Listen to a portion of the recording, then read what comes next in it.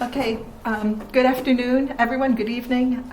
Hopefully I will speak slow enough for you. I'm originally from New York State, and I can tell you I can speak much, much faster than you could ever understand a word. But I realize that the first language is not English, so I will do my best to be slow. But please ask any questions for clarity on this. First of all, I would like to thank Professor Crusoe, who invited my husband. So the reason I'm nervous is my husband's in the audience, not because there's all of you. We don't usually share our science that much. But when I wrote to him and said, would he be interested in having someone come and talk about sort of innovation much more from an industry academic point of view, he then put me in contact with A Maciewicz, who has really facilitated doing that. So I'm thankful for both of you. And so I have worked in industry for almost 29 years at the interface between research and development. I have been very lucky to actually have a drug associated with work I have done, which in industry is very, very few and far between. And I have done almost every job within industry, from coming up with ideas, all about putting them into mid-stage clinical development.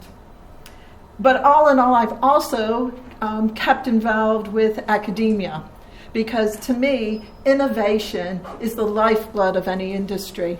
And you really want to have as creative and innovative individuals work in industry as possible, because the problems one faces there are huge. And I think too often we have left off those people from working there. So I've had a foot in both worlds. But what I have found in the last 7 years, and you'll see a little bit from the presentation I give, is I made a lot of mistakes in my career. And I'm just thinking, if I had somebody who was mentoring me or giving me guidance, maybe I could have gone farther or a different path. But I think there is something about those of us who are in their last stage of their careers to actually share some of the best practice, or to get you to think about some of the ways that you could be a better innovator on that. So today's talk is going to be the take-home message. What I feel you just need to walk out of this room with is this idea that knowledge and skills, you need knowledge and skills, you need those ideas to be an innovator. But to truly get the achievement out of those, that you really have to start to think about and hone the behaviors. And I'm going to go through some of those behaviors that I had to learn, and some I wish I had learned much earlier in doing it. And so if you want to become an entrepreneur or an innovator, whether that's setting up your own company or whether that's just being an innovator in your own academic career, it applies equally as well to whatever phase of life you go through. An entrepreneur and innovator is not all about setting up an idea or a business and doing that. And I should say with all of this does not come without some lubricant to the cogs, that you need hard work in all of this to actually make it all work.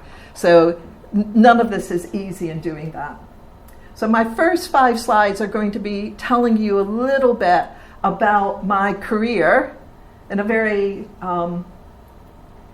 top-line way and what I learned along the way, with some major learnings that I think if I had actually not learned about these in hindsight, because all of mine have been in hindsight that I had to learn. So I would say, like all of you, most of the people in the audience are probably still in your learning phase, whether you're a master's, PhD student, or working on your postdoc, or an early innovator. I didn't have the best of starts in science. My supervisor died during my PhD, and I had to completely restart the PhD that I did. I also moved in my first postdoc to a highly competitive environment in the 80s. This was Johns Hopkins in the US, where everybody was happy to really try to make you look bad so they looked better. And had some very unethical behavior happening to me during this time where people stole my work and published it before I could do that. And it didn't happen to me once, it happened to me twice. And this, very close to leaving science. And so where I was very good at scientists, because my supervisor died during my PhD, I was treated like a postdoc. I was writing the reports for NIH. I was doing everything a PI was doing. And so I had to do scientific leadership. And because there was, I had to rely more on myself, I developed a lot of personal leadership. And I realized early on that to do the good science, you needed to ask and define a hypothesis. It's not just good enough to do an experiment. You have to understand why and what you're trying to test in that experiment. But I was on an emotional roller coaster during that.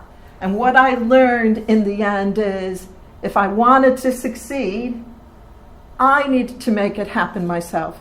I couldn't rely on anyone else. So this is the first thing in innovation and creativity. You will have ups and downs in your quest for ideas. And it's how well you ride that emotional roller coaster and how much you're actually dependent on others. The thing is you should be dependent on yourself. And that's the first thing I think I learned in hindsight, that after that, I realized that if I wanted to succeed, I had to do it myself. So the next phase of my life was a growth phase. And in this, I worked both in a government-funded institute. I worked in academia as a postdoc. I also worked in both a small and a large biotech company. I had many challenges. I moved from the US to the UK. Felt like I went back a decade. When I moved in the 80s, I had a huge amount of uncertainty in my career path. There were no jobs available. And not only that, the institute my husband and I worked in closed, and we were both out of a job. So more things that you had to learn. But actually, the thing I learned in my first bit of my career, if I wanted to succeed, it was all on me.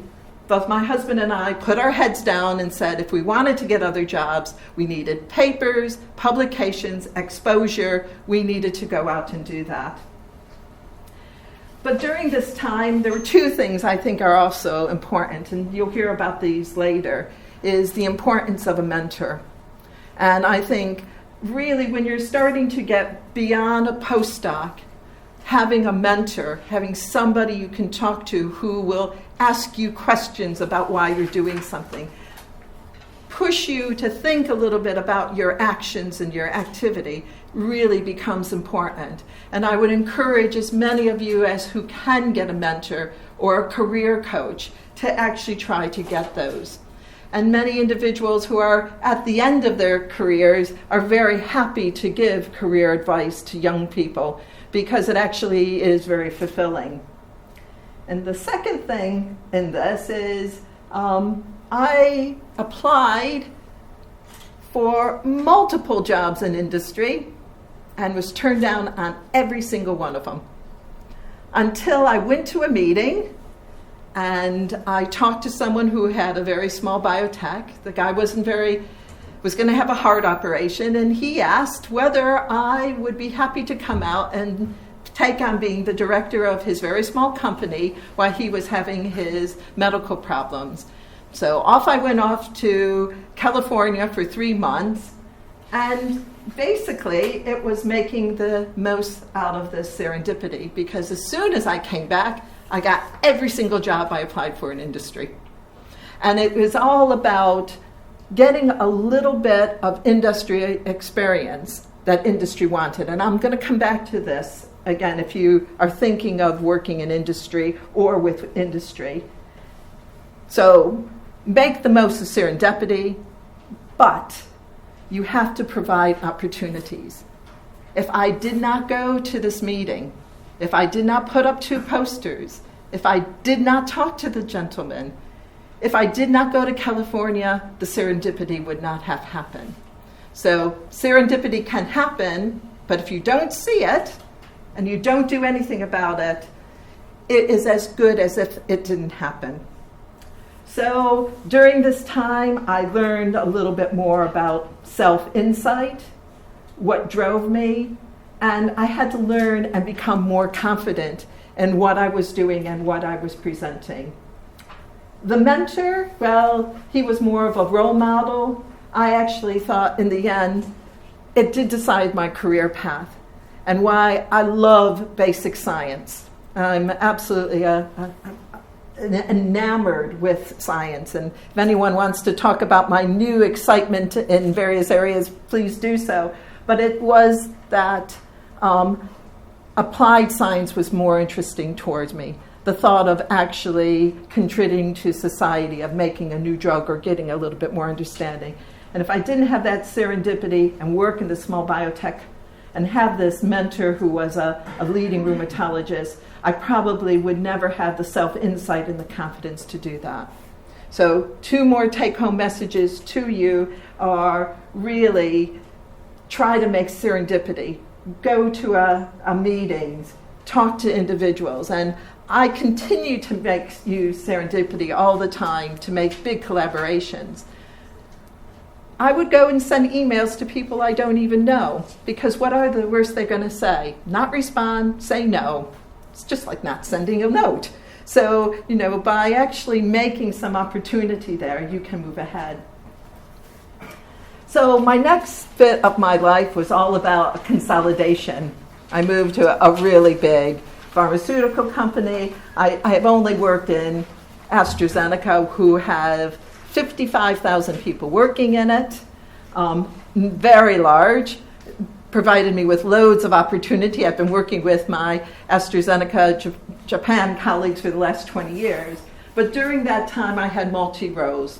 I led science, I led projects that went into clinical development, and I led people. And each one of those leadership skills was different that you needed.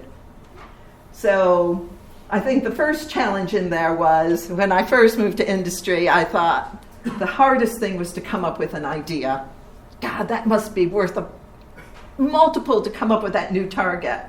And then after about 2 years, I realized the ideas are cheap. There's lots of ideas. It's taking that idea and making it have something the patient needs, something that the business will make money for. The reagents to target that. And the hardest bit is actually getting the drug to work in man and test it in a way that actually meets your original objective of patient need. And to do that, you need a big team. Not one person can actually do that. And I think up until this point, I was a pretty self-sufficient, probably because of what happened to me earlier. But I found that leading a team was not easy, and you had to learn different things. You had to listen to them, make them part of the team. You had to motivate them. You had to learn how to persuade them to do it. You just couldn't demand someone to do this. You had to give them good reasons, both for them and the project, why they would be. Many of this had to be done laterally, and by lateral influencing, I mean these people were not in my line management. They were part of my team. I had no say over their career, but I had to actually engage them to become believing in that. And there was making that whole team work together. And I think all of these, how well you listen to your colleagues and work with them, how much you learn to work as a team, all of these things I wish I had known earlier in my career about doing it. And probably the most difficult one is how to make a decision. In industry, making no decision is worse than making the wrong decision. And I think that goes for everything that we learned today. So what were my Major learnings. When I joined AstraZeneca, I was a hardcore scientist. I loved depth. Give me something and I would explain it down to the last atom. I would be talking to you as if you were a Nobel laureate. But the CEO of the company did not understand Nobel laureate talk. He wanted to hear me talking as if I was talking to my grandmother. He wanted to know the very top line. Why are you doing this? For what reason? What benefit will give us? The scientific detail, he believed me that it would work, but he wanted to know the top line. So for those of you new to this game, practice talking about your work as if you had 3 minutes in the elevator with anyone, but maybe your grandmother, all right? Someone who doesn't know any science. Can you get them to understand what you want? Because it's often more difficult to say something simply than to say something complicated, especially for those people who have been trained, whether it's in biology or engineering or any of that. It's much easier. We feel much more comfortable talking in the details of the science. I was saying earlier to someone that I was very nervous giving this talk. If I was going to talk to you about my science, I would be really happy and easy. But talking about mindsets and things like this is much more difficult. But how can I get this across? And then the other thing I learned very late is that, people don't think like me. Some like to have the information and read it for days and think about it, whereas I like to have the information and I will come back to you within 30 seconds of an idea. I'm already there, I'm moved on, I want the next thing. I thought everybody thought like that. And it took me a long time to realize that people have different learning styles, different presentation styles, different team styles. And as a leader, you have to learn all about that. So maybe another take-home message is, know what your style is, but realize that everybody else has a different style. And what works for you is not necessarily going to work for them. All right, things were going well. I was having fun. I was doing both basic science. I was also doing things in drug hunting and learning a lot. And then what happened next? The area I was working in, which was osteoarthritis, I had built up from nothing in the company to about 120 people working on it. The company decided, we don't want to be in this disease area anymore. We're closing it all.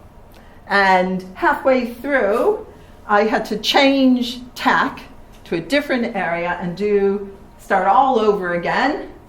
And also carry the burden that because I had a global role, I didn't lose my job, but all my friends and colleagues that I built did.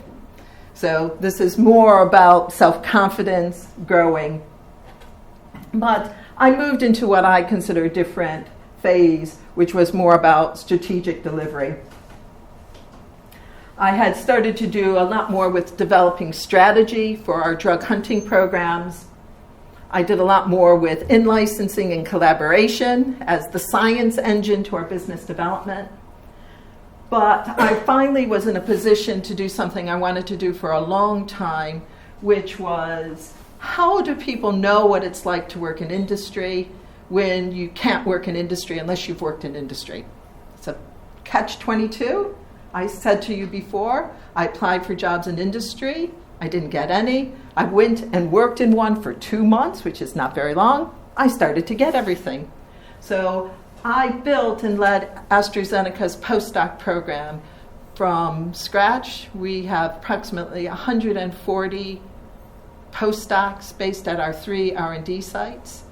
The role of this postdoc program is to give scientists an opportunity to see what it's like to work in the pharmaceutical arena, but their job is to publish academic work. And so you do have the opportunity to see, but also leave if you don't like it. AstraZeneca wins because we show the world we can do good science because we're trying to publish really good papers and doing that. And that then began me to see about the need to actually teach and inspire the next generation of scientists in this. And so with Cambridge University, I worked on a program called Postdocs to Innovators, something about getting the postdocs to actually see that they have a lot of transferable skills and to actually see how they could use these in different ways. And so there was quite a bit of things about myself being an entrepreneur, starting all over again, thinking about different opportunities to grow, back to adapting, not forgetting about the importance of networking. But one of the things I learned, and this is probably something I learned too late in my life, was the crazy, high-energy scientists who love to speak in detail was my brand. The brand is the impression you will have of me once I leave the room, but actually I should have known who I was speaking to and modify that. So here's a mindset where I thought my science would carry me through, and it did to other scientists, but to the CEO, to other managers, it was the business speak. And so for those of you who are young innovators, looking for startup money, looking to do that, know who you are speaking to. Make your arguments fit those individuals. So if you're talking to someone who wants top-line messages, give them top-line messages. Don't give them scientific depth. Don't give them technical details because they won't understand it. And I think that will go even if you're working in academia or an institute. Your funding bodies are not going to want the scientific details. They're probably also going to want the concise storyline that's going on. And now that I've recently retired, and I haven't really retired because I still have PhDs and postdocs. I sit on scientific boards within academia. I do a lot of work for charity. But what I'm finding is that for me, who always like the hands-on experience, actually teaching is rewarding. I never thought teaching would be rewarding either as a mentor or a career coach. But I find now that you're the future, and I can make your future be a little bit easier on that. So that's the life I've lived, both academia and industry. I haven't gone into some of the major collaborations that I established within the company and who I've worked with, but I have established huge ones on stem cells for safer medicine, regenerative medicine, the Manchester Collaborative Center for Inflammatory Research, the Glasgow Discovery Center for Immunology. So I know the reasons, and there is a dialogue. You know, the companies almost speak two different, the company and in academia almost speak two different languages, and it really does help to be there, be able to speak both of them. So here are some top tips for you that I think I had to learn the hard way. And they're for me, and you'll find later that they're for others. You will see that I've had a lot of disasters in my life, whether it's supervisors dying, losing a job, institutes closing, people stealing some work. You do need to have resilience in doing this. Resilience is your number one thing, and resilience, you can rely on yourself, but here is where a mentor or career coach they can talk to. Do you have someone that you can talk about to that? But you do need to be able to move on, learn from those experiences. And I think that's the next thing within this. So persevere, be resistant, but know when to stop. And here is this wonderful thing about this can't possibly be right in the optical illusion that I have shown you there. I think you'll find that my next tips are all optical illusions. Don't keep working hard on something. Don't keep persevering for no reason. Think about what you're learning from that and move on. So you can persevere too long. So there is an optimal time when one should stop and move on. And there is something about age, I think, tells you when to stop and move on. I told you before, it takes some oil to make all of this happen. I think the other thing about an innovator's mindset is if you have an idea, don't expect somebody else to start it. You need to take that baton forward and build your case. Don't think that once you've built a case that somebody else is going to run with it. So you almost have to start it, carry it, and bring it to an end. So this is a little bit about being, it is hard work, but I think it's very rewarding. So, have that idea, but realize that you must work hard on it. And there are some tips within here that I think helps you in, both learning when to maybe stop and also when to start and finish. Most of us get bogged down into detail and don't see the big picture, or we see the big picture and then we get bogged down into detail. And there is something about observe your results. Look at what your data is saying. How many of you see the animals that are white? How many of you see the animals that are dark? And that's about changing your mindset to be able to see both of those pictures at once within that. So observe, observe, observe in what you're doing.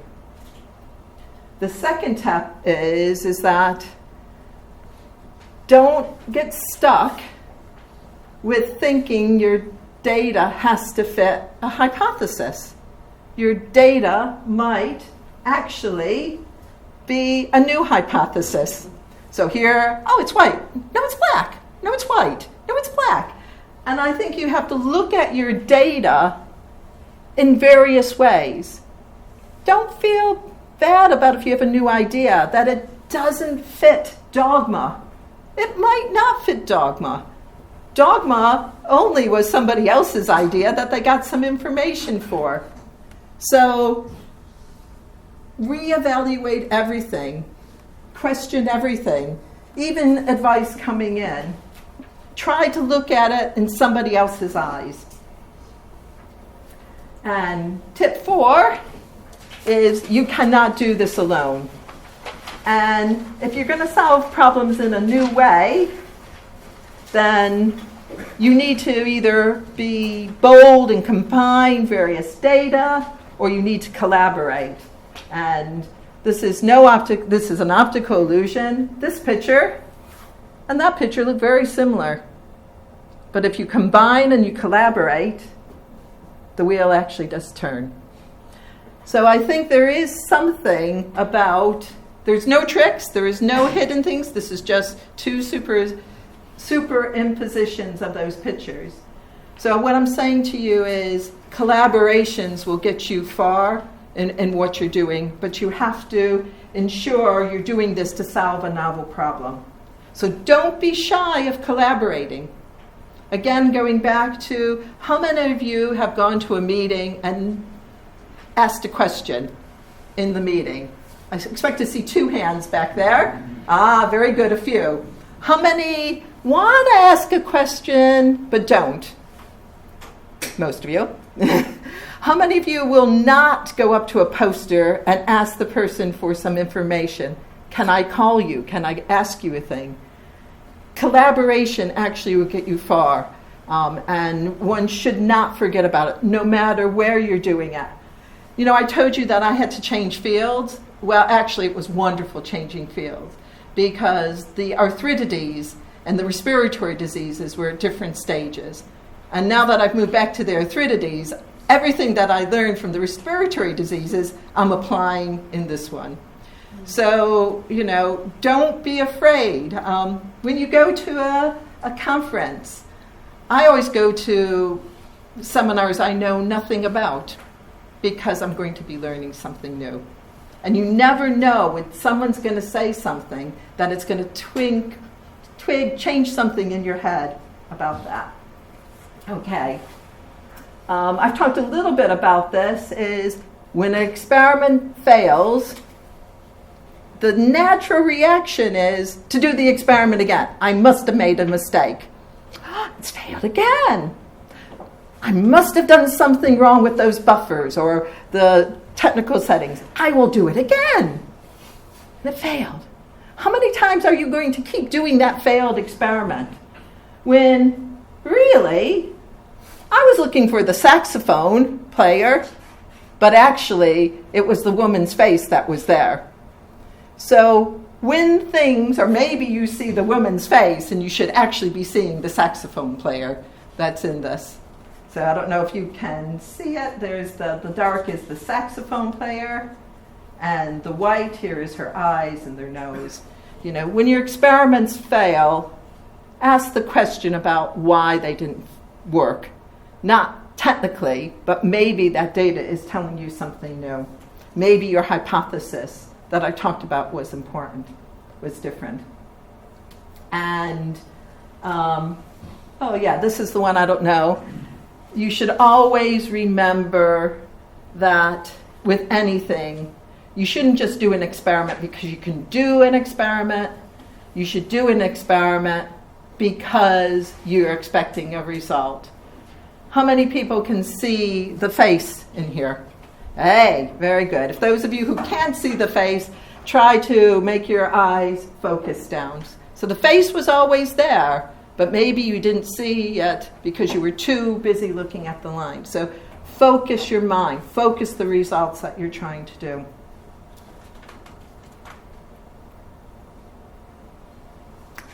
I talked a little bit before about confidence and how I had to learn and build confidence. But your confidence has to be balanced. How many times have I gone into a business meeting and the people I'm working with actually were the little chubby guy. That's what he was in reality. But the way they presented it was, I am brilliant, I am great, don't ask me any questions, I am absolutely right. They were not somebody we wanted to work with. And we actually often walked away from those individuals. On the other hand, you don't want to portray yourself if you're this, really muscular guy. I would say he was a sumo wrestler, but he's too thin. But he presents himself as a little weakling. You can do poorly when you don't show enough confidence. So there is something about when you're talking to someone about your idea or your thought, listen and learn from them. Try to make it balanced on what you're doing. Not that you're super bright, this is the best idea, we don't need you, just give us your money. I can tell you, I have been in many discussions with academics who that is essentially what they said. Give us some money, go away, we will come back to you with something brilliant in 2 years. That does not go down well with any funder, I can tell you, with any funder in doing it. So, there was something that I don't know many of you have heard. This is probably a concept I thought hard about how to do. This is called the learner-player knower-victim.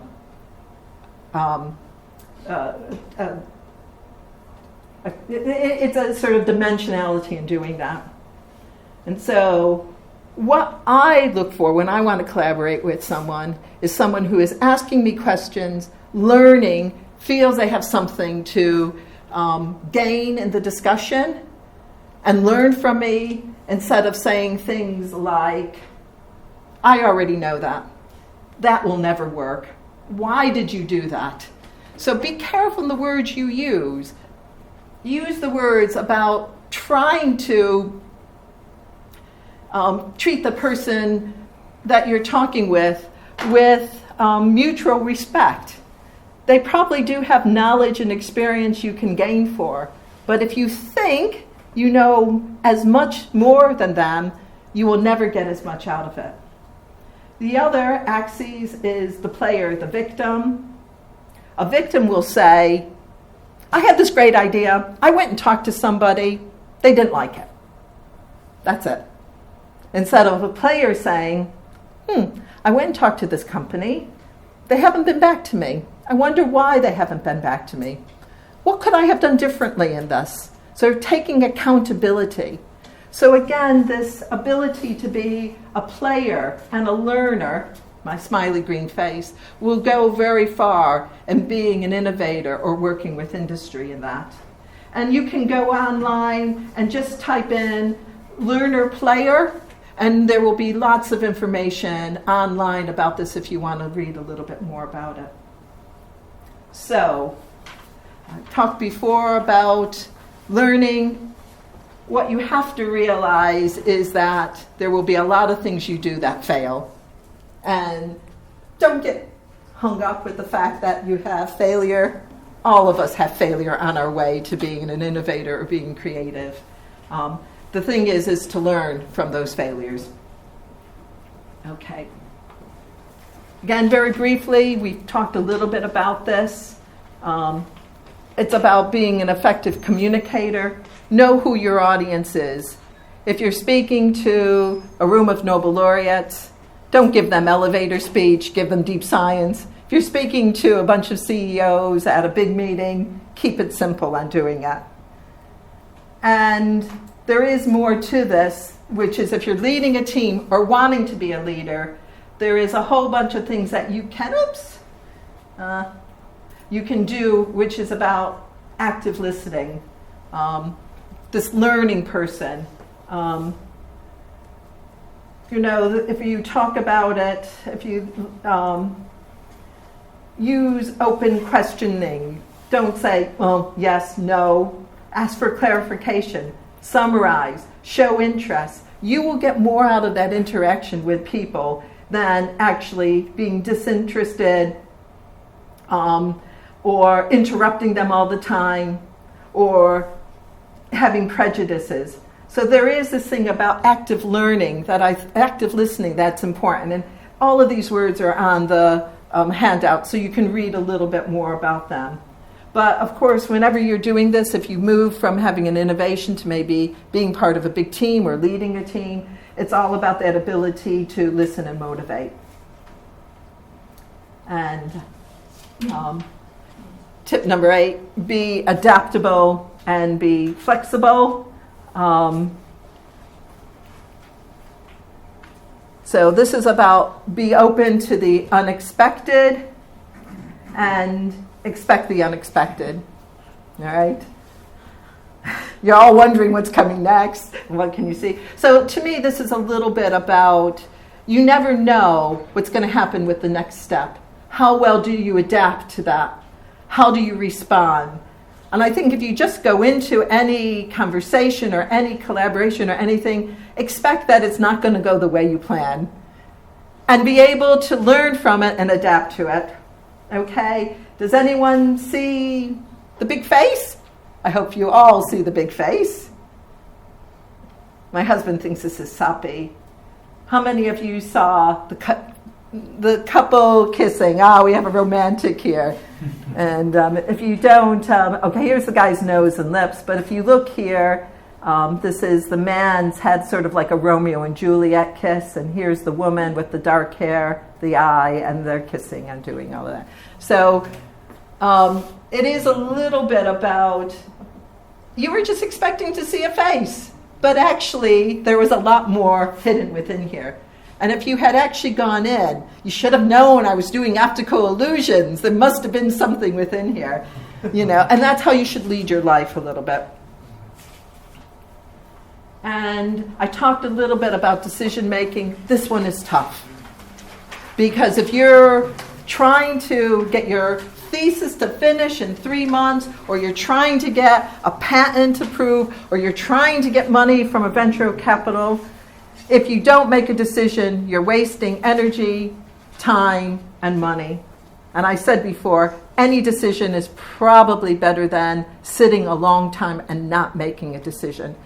Just as long as you know that your decision might be wrong and you might have to adapt and go back on that. So there's lots of things within here, the words. You can help making decisions by remembering what your strategy was, the direction you wanted to do, your goals. Was it going to answer the questions you wanted to do? Was the process right? So there are things within decision making that you can do to help. I did talk about making the most of serendipity. Yes, I did feel like that goldfish jumping out of the pool to that nice home over in the other one called opportunity. Don't be afraid to actually take some leaps. I can tell you, I've never looked back on all the changes and conflicts or bad situations. I think every step I have done has always been better. I do have a very can-do attitude. I do have a very positive attitude. My glass, even when it's half full, is usually overflowing. That's a lot of my strengths, but I think you can have some of that as well. And for those of you who are a little bit older and you have young people you're trying to encourage, never say never. And I'm going to say this as my second postdoc. I was talking to my supervisor, probably was talking too fast and with too much scientific depth. And I had actually shown him data to say that something worked. He didn't even hear that. He actually told me, don't bother doing it. It will never work. And in fact, I had shown it would always be work. And it was the most demotivating thing for me. One, he wasn't listening. And two, he was already telling me, don't even try a crazy idea. My crazy idea did work. So for those of you who are a little bit older and you have young people, never say never to something because you don't know where their idea might be right. When those of you who are younger, move on, learn never to say no. And so how many think there's a straight line that connects all the white ones? Oh, surely it must be a wiggly line. Surely. It's a straight line. So looking at that, you would have thought that there was no way that a straight line would actually go through that. And you would say never, never, never. Well, you could be wrong with the next. So learn never to say never. No, learn never say never, not never say never. And then the final thing in this, which is grow your network. You never know when someone you have met or talked to can help you, give you advice, offer you moral support. There are two types of networks you can have. Both work, both have their advantages.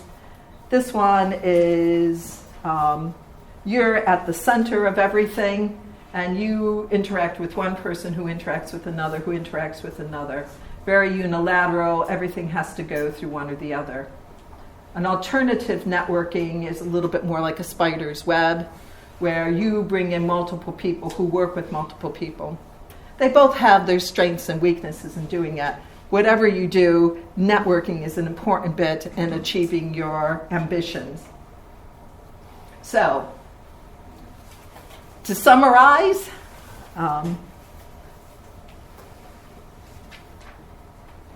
chance favors a prepared mind. What that means is that if you're open to things happening, you'll probably see it. It probably will happen.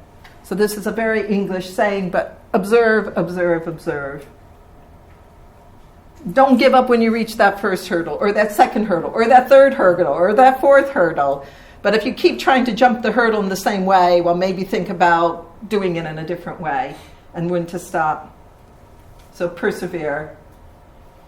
All people need encouragement, whether it's your colleague, your senior person, someone you meet, your parents. But remember, support them as they might support you. So never say never.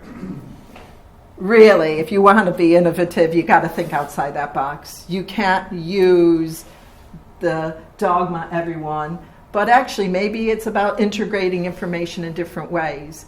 Don't always, if you're an engineer, go read some biology. Go to a different talk. If you're a biologist, go speak to someone else that works in a different field completely, because you probably will get some new ideas and integrate that into what you're thinking about. Be prepared to appear foolish. No one's going to hurt you for this. If you don't dream, innovation is all about dreaming. Okay, there's hard aspects to it. You have to have some data, something in there. But if you don't dream about that, where's the gentleman, we were talking about the lasers, and who would have ever have thought a laser could have actually ended up making 3D objects that could work? Who would have thought about that if they didn't dream it? But, don't forget, look at negative data. Reevaluate the old. I have to admit, I've often gone back to experiments I did a decade ago and said, I now know why this is this answer, because I have more knowledge in that. Ideas can happen anywhere, but you got to adapt to them. We can all be innovative, but I have to admit it does have some hard work, and you need to focus. And common sense. Don't keep trying to jump those hurdles when you have a broken leg. It may not get you there. So common sense prevails. And question your well-known mantras, the dogmas, and have confidence in yourself and others. So I gave you my mindset, ideas about innovation. This was what I just gleaned from 45 years working in various aspects of science. So when I actually went in, I was very surprised to find that somebody has thought about this all before, but it was all right. This is this guy called George Couros, who talked about an innovator's mindset. So I did take his a little bit. And you can see all of these things. Maybe risk takers is like a decision, networking, being observant, idea plus action, fruition with hard work, resilient, reflective. All of these things are well known, things that you can cultivate in yourself to be a little bit more innovative in what you're doing. So my final slide is, yes, be creative, dream, have those crazy ideas. I find it incredibly fun. I do it now. My hobby with my husband is we mark birds, the things that fly, with little colored rings. And I'm taking everything I learned in my scientific field, cluster analysis, pattern recognition, to actually understand animal behavior.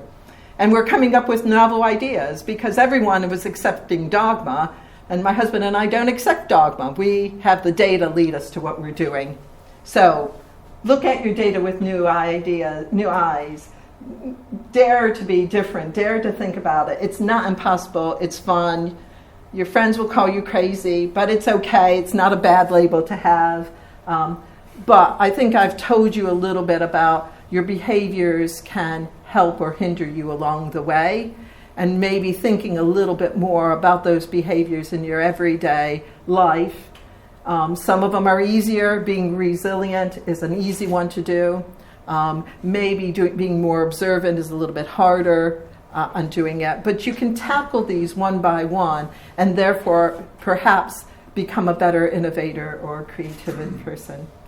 So if you want to contact me, it's on there. This is my Glasgow address. I As long as they're simple questions, I probably can answer them for you. I hope I spoke slow enough and simple enough things that maybe you took home one or two things. I would be very happy to answer any questions. If your native language isn't English, please ask the question to one of your Japanese friends who will translate for me so that I can hopefully get that. So thank you, and I hope to read about your innovations in due course.